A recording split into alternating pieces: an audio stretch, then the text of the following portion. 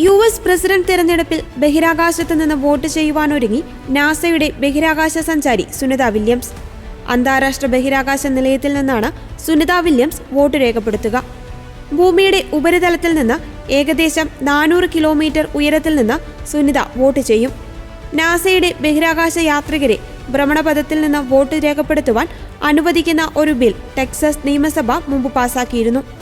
1997 മുതൽ ബഹിരാകാശ യാത്രികർക്കായുള്ള വോട്ടിംഗ് പ്രക്രിയ നിലവിലുണ്ട്. വിദേശ രാജ്യങ്ങളിലുള്ള അമേരിക്കൻ പൗരന്മാർ വോട്ട് രേഖപ്പെടുത്തുന്നതിന് സമാനമായ നടപടിക്രമങ്ങൾ സുനിത വില്യംസും പിന്തുടരും. നേരിട്ട് ഹാജരാകാൻ സാധിക്കാത്തതിനാൽ സുനിത ആദ്യമൊരു ഫെഡറൽ പോസ്റ്റ് കാർഡ് അപേക്ഷ പൂർത്തിയാക്കും.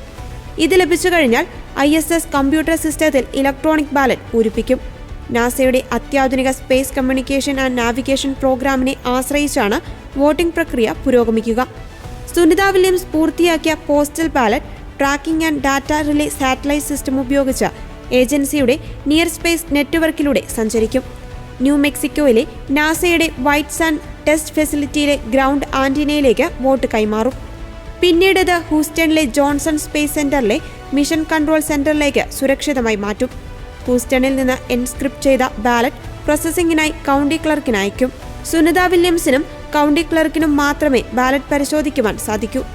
ദീപക് പാണ്ഡ്യയുടെയും ബോണി പാണ്ഡ്യയുടെയും മകളായി സുനിത 1965 സെപ്റ്റംബർ 19 ഓഹിയോവിലെ യൂക്ലിഡിൽ ജനിച്ചത്.